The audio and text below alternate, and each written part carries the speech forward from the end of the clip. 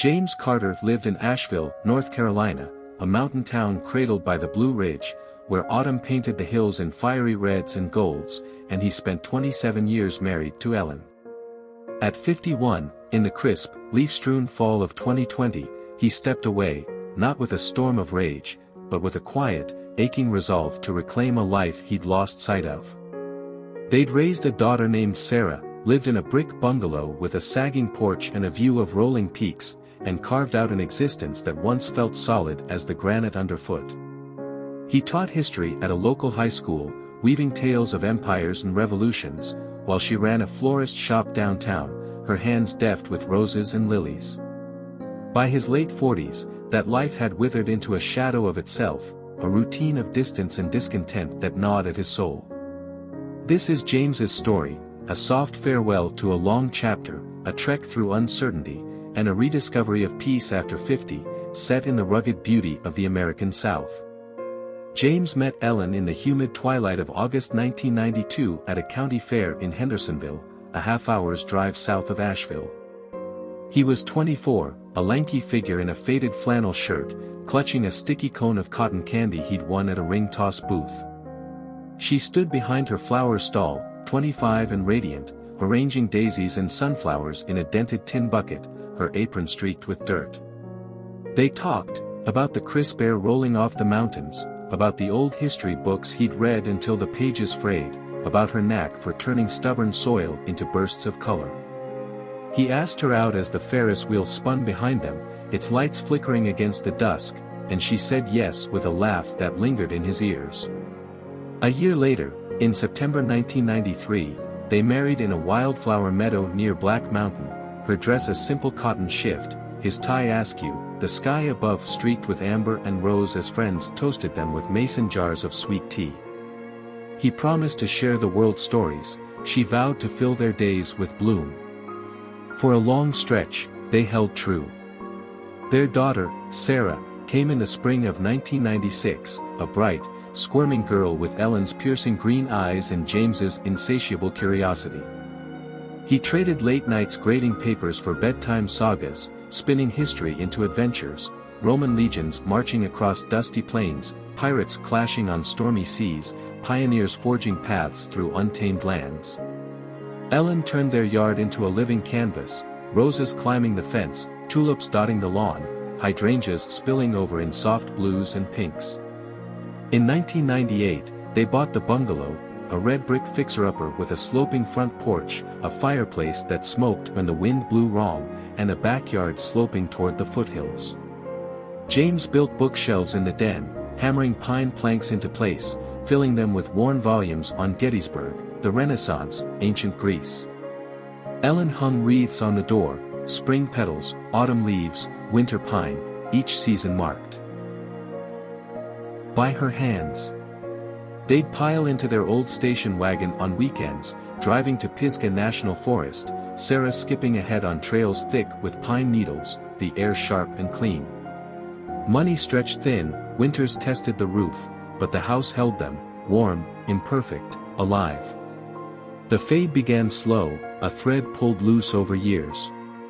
By his 40s, James felt the weight settle in. Sarah left for college in 2015, off to Chapel Hill to study anthropology, her bedroom a time capsule of teenage chaos, posters peeling from the walls, a cracked acoustic guitar gathering dust, a stack of journals she'd scribbled in since she was 12. The bungalow hushed, its creaks louder than laughter. Ellen spent longer hours at her shop, arranging bouquets for weddings and funerals, her chatter replaced by curt nods or sighs when she came home. James buried himself in work, lecturing bored teenagers about the Magna Carta or the Civil War, his voice echoing in a classroom that felt as empty as his marriage. He'd try, let's drive to Biltmore this weekend, see the gardens, or, how about a movie at the Fine Arts, but she'd shrug, her hands busy with stems, her mind elsewhere. Dinners passed in near silence, the clink of forks against plates sharper than any words they might have said. By 2018, he moved to the guest room, its sagging mattress a refuge, his books piled high, Thucydides, Shelby Foote, a biography of Lincoln, his only companions in the dark. The end landed in October 2020. James was 51, his beard speckled with gray, his knuckles stiff from years of chalk dust and endless grading. That day, he taught a lesson on the fall of Rome. Empires crumble, he told his students, when their foundations rot, his voice steady but his mind drifting. Driving home through the fog-draped Blue Ridge Parkway, the hills shrouded in mist, he saw it clear, his own empire had rotted too, not with a bang, but a whisper. That evening, he found Ellen in the kitchen, her fingers stained yellow from marigolds she'd brought home from the shop, arranging them in a chipped vase. "We need to talk," he said, his throat tight. She looked up, her green eyes weary but unsurprised, strands of auburn hair falling loose from her bun. "I know," she replied, setting the vase down. "Are we still us?" He shook his head, slow and sure. "No, Ellen, not for a long time." They sat at the oak table, the clock ticking above the sink, its hands marking seconds neither wanted to count. After 27 years, they agreed, it was over. No shouting, no tears, just a mutual surrender to a truth they'd both felt coming. Divorce at 51 shook him hard. They sold the bungalow, too big, too heavy with ghosts, and split the proceeds down the middle. Ellen moved to a cottage near her sister in Brevard, 30 miles south, surrounded by her flowers and familiar faces. James rented a loft downtown, a narrow space above a brewery on Biltmore Avenue, its brick walls bare, its single window framing Asheville's skyline, church steeples, Art Deco rooftops, the hum of life below.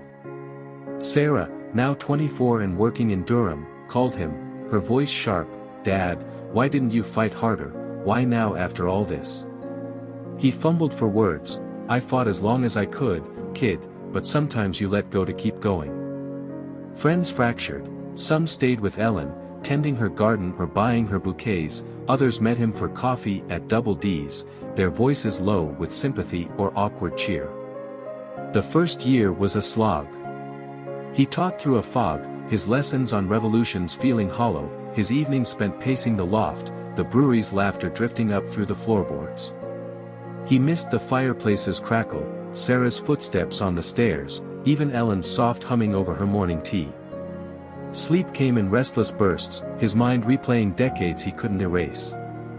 Light broke through in the fall of 2021.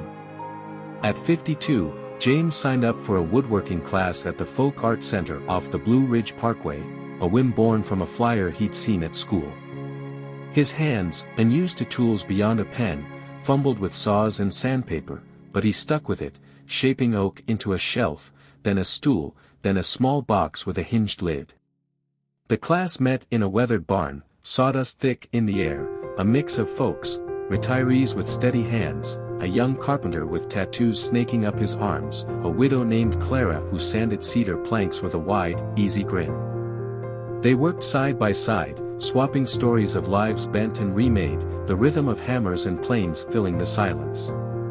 James finished his box, simple, uneven, stained a deep walnut brown, and set it on his loft's windowsill, its grain catching the morning light. It wasn't perfect, but it was his, a first step carved from scratch. By 53, James was climbing out.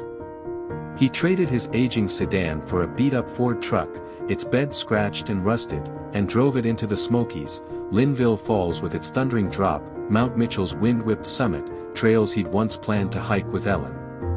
His boots crunched over fallen leaves, his breath puffed in the chill, and he moved slow but deliberate, no rush, just the steady beat of his own pace. He started a journal, notes from the foothills, scribbling late at night about history's lessons, the smell of sawdust, the weight of starting over at 50. Colleagues found it first, passing it around the teacher's lounge, then strangers stumbled in, readers from Raleigh, Charlotte, a woman in Tennessee writing, "I've been there, keep going." Sarah drove up one weekend, saw his workbench littered with tools and shavings, wrapped her arms around him, "You're finding your way, Dad, I see it." Clara from class invited him to a bluegrass jam at the Grey Eagle. He went, sipping a beer, tapping his foot to banjos and fiddles, the music sinking into his bones. At 54, James settled into peace. He left teaching full-time, took a part-time gig at the Western North Carolina History Museum, guiding tours through exhibits of Appalachian life, hand-stitched quilts, rusted farm tools, stories of folks who endured. He drove to Cherokee one crisp fall weekend, camped by the Oconaluftee River, woke to mist curling over the water, the mountain standing silent and strong. He wasn't rich, his loft smelled of wood and coffee, his truck coughed on cold mornings. He wasn't famous, his journal had 300 readers, his boxes stayed local, gifts for friends or keepsakes on his shelf. But he was James, calm, rooted, whole. Ellen remarried in 2023, a guy from her market stall, steady and kind. He felt a twinge, then let it drift away, he had his own road now. Divorce at 51 cracked me open, he wrote in a journal entry, his pen firm against the page.